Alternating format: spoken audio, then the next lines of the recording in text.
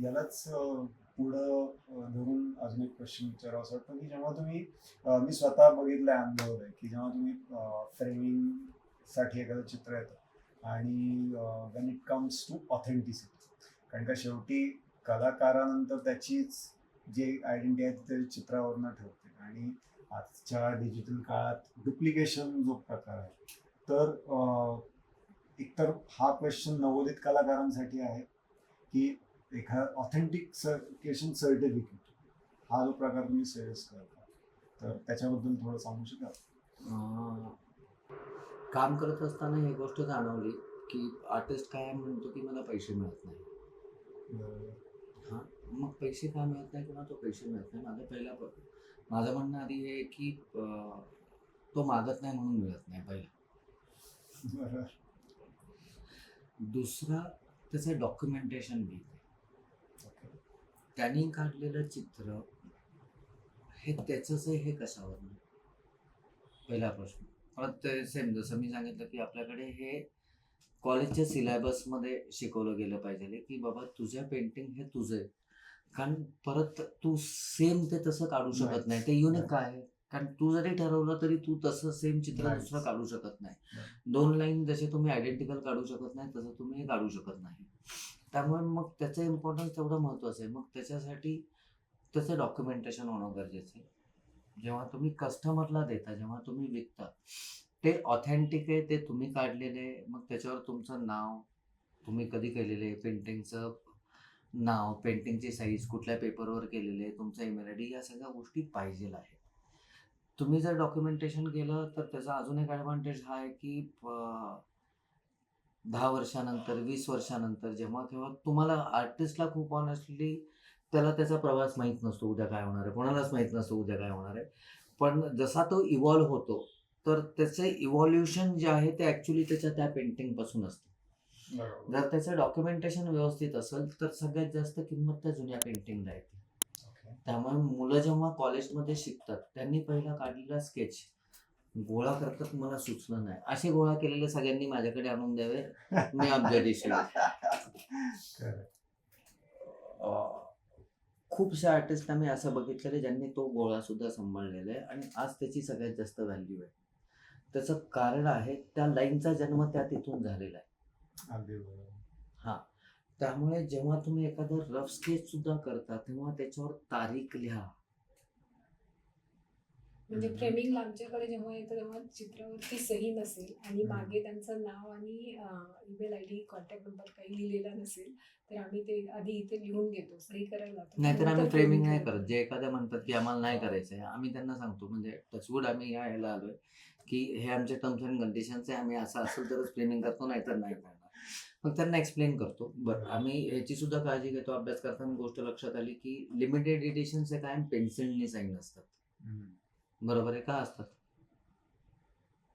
किती जणांना माहिती आहे आर्टिस्टमध्ये? कोणालाच माहित नसतं. पेन्सिल एवढं ऑथेंटिक गोष्ट कुठलीच नाहीये, म्हणून ते पेन्सिलनी साईन असतात. तुम्ही पेन्सिलला प्रिंट नाही करू शकत. कलर जेव्हा असतात तेव्हा प्रिंटिंग सुद्धा एक कलरचा पिगमेंट आहे. जेव्हा तुम्ही प्रिंट करणार तेव्हा तो पिगमेंट चेंज होणार आहे. बरोबर. थोडाफार. पण पेन्सिल तुम्ही जरी प्रिंट केली, तुम्ही तो कलर म्हणून प्रिंट करू शकाल, पण त्याची ऑथेंटिसिटी जस्ट खोडलं की लक्षात येईल प्रिंट आहे. म्हणून आम्ही प्रत्येक ह्याला जे पेपरवर काम करतात त्यांना प्रत्येकाला हे पाठीमागे आम्ही पेन्सिलने लिहून घेतो, त्यांना एक्सप्लेन करतो. मग काही जण नाही मीच काढलंय का, लिहा, तुम्ही गेल्यानंतर तुमच्या पुढच्या पिढीला कुठेतरी कामाला येईल. पण डॉक्युमेंटेशन खूप महत्वाचं आहे. ऑथेंटिसिटी सर्टिफिकेट तुम्ही देणं ह्याच्यासाठी महत्वाचं आहे. ती ओनरशिप आणि ओरिजिनॅलिटी ऑफ आर्टिस्ट या दोन्ही गोष्टी राहतात. पुढं जाऊन मी अजून एक ॲड ऑन करेन की तुम्ही रिसिट द्या.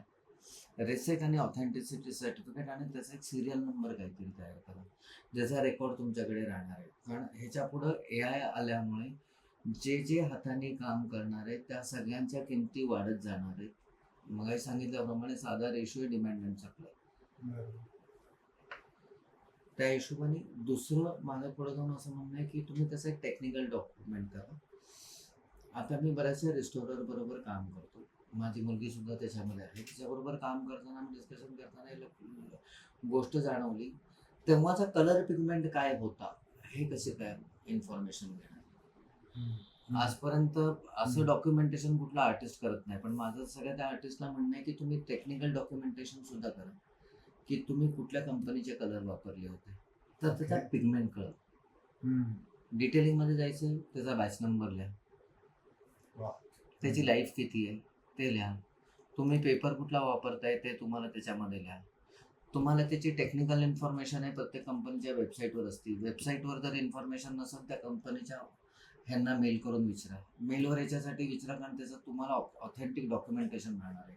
जर ते उत्तर देऊ शकले नाही तर त्यांचं मटेरियल नाही वापरायचं, एवढं सोपं आहे. क्या बात.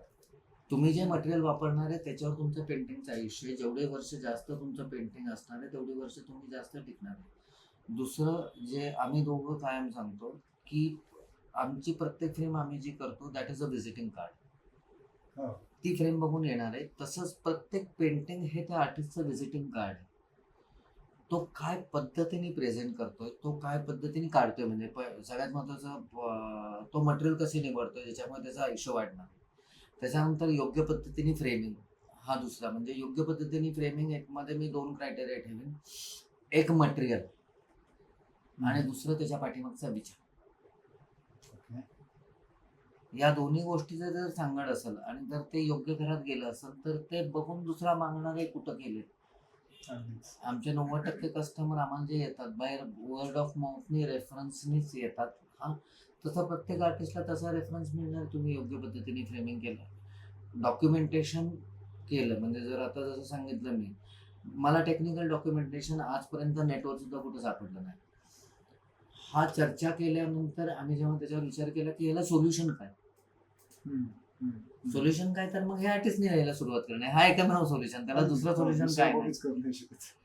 हा तर सोल्युशन प्रत्येक आर्टिस्टने त्यांनी त्याचं चित्र काढताना तुम्ही व्हिडिओ काढा. कोणी कोणाची स्टाईल चोरत नाही, कोणाकडे एवढा वेळ नाही, कारण तो रियाज आहे, त्याला तेवढी वर्ष जायला लागतात. आपल्याकडच्या आर्टिस्टमध्ये ती खूप मोठी भीती आहे की जर कोणी कॉपी केलं तर नाही करू शकत. एखाद्या आर्टिस्टचे जर 15 वर्ष काम करतोय तर त्या लाईन आणि तो कलर काढायला 15 वर्ष गेलेली आहे, तर 15 वर्षाचा प्रवास कोणी असं व्हिडिओ बघून कोणी कॉपी करू शकत नाही. त्यामुळे निश्चिंत राहा.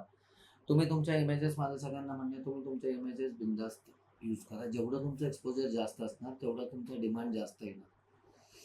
आणि त्याला जोड ऑथेंटिसिटी सर्टिफिकेट, डॉक्युमेंटेशन, योग्य फ्रेमिंग ह्याची द्या. If you haven't subscribed yet, don't wait any longer. Subscribe now.